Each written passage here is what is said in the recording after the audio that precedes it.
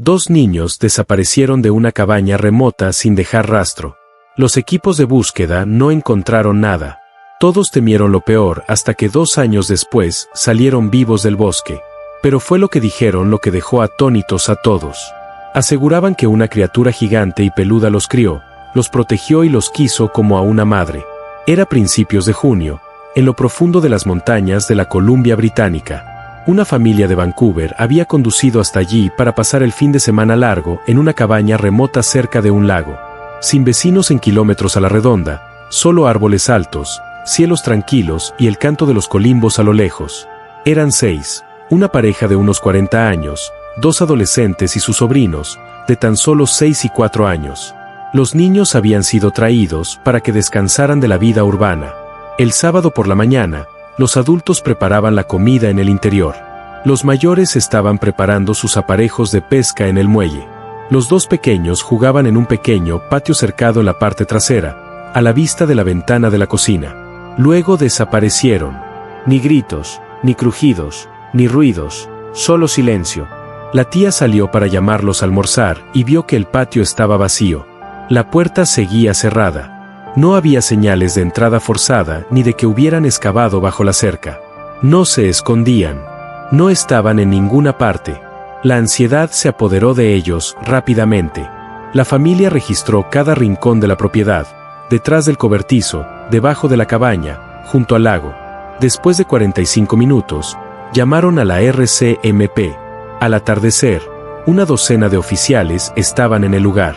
Trajeron perros a la mañana siguiente. Detectaron un rastro de olor que se adentraba 40 yardas en el bosque. Luego, nada, ni huellas, ni ramas rotas. Simplemente se detuvo como si el rastro se hubiera desvanecido a mitad de camino. Durante los siguientes 4 días, los equipos de búsqueda peinaron el bosque. Helicópteros sobrevolaron. Voluntarios recorrieron kilómetros de terreno. No encontraron nada. Ni ropa, ni señales de lucha. Ni huellas de animales salvajes, ni sangre. Solo 2 niños desaparecidos sin explicación. Después de 2 semanas, las operaciones de búsqueda se redujeron. La RCMP no reveló muchos detalles al público, pero en privado algunos creían que un gran depredador, posiblemente un oso, los había secuestrado. Aún así, eso no explicaba la puerta cerrada, ni la ausencia de señales de forcejeo, ni por qué no se encontró ni un solo trozo de tela, zapato ni cuerpo. El caso se enfrió silenciosamente. La familia regresó a casa, destrozada, atormentada por el silencio. El bosque no ofrecía respuestas, y ninguna llegó. La historia que salió a la luz después no llegó a los titulares. No se publicó en ningún informe oficial, pero fue contada en voz baja años después por el niño que la vivió. Recuerda árboles, árboles altos, sombras, aire frío. Recuerda haber tenido miedo, tomado de la mano de su hermana, pidiendo ayuda a gritos en el bosque. Entonces apareció algo. Era una figura femenina, enorme, de casi 2,4 metros de altura, cubierta de espeso cabello castaño de pies a cabeza. Tenía los hombros anchos, los brazos largos, pero su rostro lo describió como casi humano.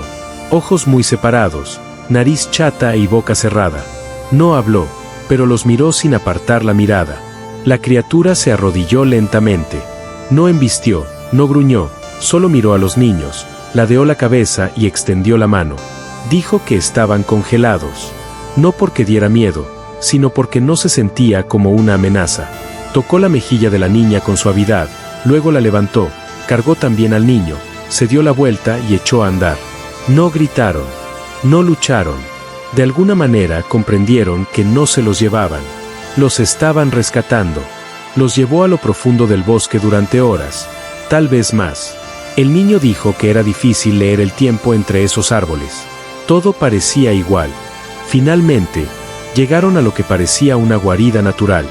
Rocas musgosas formaban un muro. Las ramas de los árboles se apilaban encima. Dentro había montones de pino blando, pieles viejas y palos apilados en extraños patrones. Los depositó con cuidado. Les trajo bayas y raíces, agua de una hoja rizada.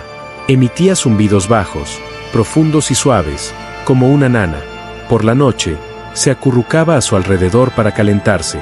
El calor de su cuerpo evitaba que se congelaran. Su espeso cabello se convirtió en su manta. Nunca decía una palabra, pero imitaba acciones. Cuando la niña lloraba, la criatura imitaba movimientos de balanceo. Cuando el niño tosía, ella colocaba su enorme mano sobre su pecho y tarareaba más fuerte, casi como un cántico. Entonces la niña enfermó, con fiebre y ataques de tos. Se quedó flácida y pálida. El niño dijo que pensó que iba a morir, pero la madre Pie Grande permaneció a su lado toda la noche. Nunca se movió, solo emitió suaves sonidos rítmicos, casi como si cantara, pero sin palabras. Metió los dedos en un charco y humedeció los labios de la niña, llevándose hojas machacadas a la boca. Por la mañana, la fiebre bajó. Desde ese momento, confiaron completamente en ella.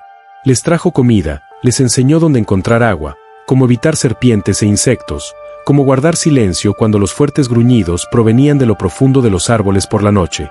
Dijo que otras criaturas como ella a veces aparecían en la distancia, más altas, más anchas, generalmente manteniéndose alejadas.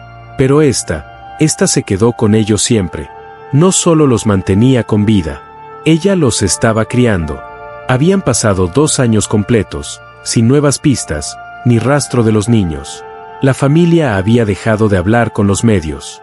La RCMP había archivado todo como caso sin resolver.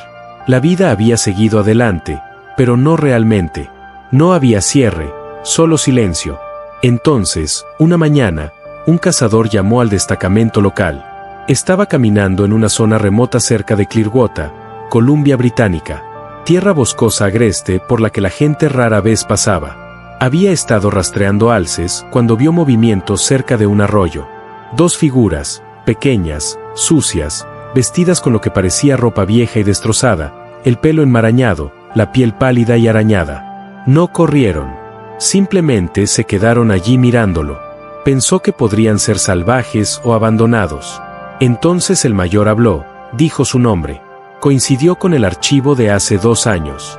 La RCMP llegó al lugar en cuestión de horas. Eran ellos, el niño y la niña desaparecidos, vivos. Físicamente, estaban delgados pero estables, deshidratados, desnutridos, sin huesos rotos, sin signos de abuso, solo curtidos. Pero mentalmente, estaban tranquilos. Demasiado tranquilos, sin pánico, sin sorpresa por volver a ver humanos, simplemente en silencio. En el hospital, los médicos realizaron todas las pruebas. Esperaban trauma, daño mental, pero los niños cooperaron, comieron y respondieron preguntas. Cuando les preguntaron dónde habían estado, el niño dijo, en el bosque con ella. Preguntaron quién era. Era grande y peluda. Caminaba como las personas. Nos mantenía calientes. Nos alimentaba. La niña asintió. No dijo mucho, pero dibujó una y otra vez. Una figura alta con brazos largos que tomaba de la mano a 2 niños pequeños. Los médicos lo llamaron una fantasía protectora, algo creado por sus mentes para lidiar con el aislamiento y el miedo, una respuesta al trauma. Pero el niño no se inmutó cuando dijeron eso. Ella es real. Nos cuidó. Nos dejó ir cuando pedimos ver a nuestra verdadera madre. Le preguntaron si les había hecho daño. Negó con la cabeza. Se sentía sola. La hicimos feliz. CMP presentó sus declaraciones, pero no las divulgó a la prensa. Demasiado extraño, demasiado arriesgado para tomarlo en serio. Los medios de comunicación solo informaron que los niños habían sido encontrados con vida. Sin detalles, sin mencionar nada inusual. Al principio, la familia no hizo muchas preguntas. Estaban demasiado aliviados. Los padres, especialmente la madre, simplemente los abrazaron y lloraron. Pero por la noche, el niño se lo contó a su madre en voz baja. Ella no quería dejarnos ir, pero dijo que no le pertenecíamos. Incluso después de regresar a casa, ambos niños se mantuvieron apartados, dormían en el suelo, escondían comida en sus bolsillos, y la niña seguía dibujando la misma figura una y otra vez. Médicamente, los niños estaban bien.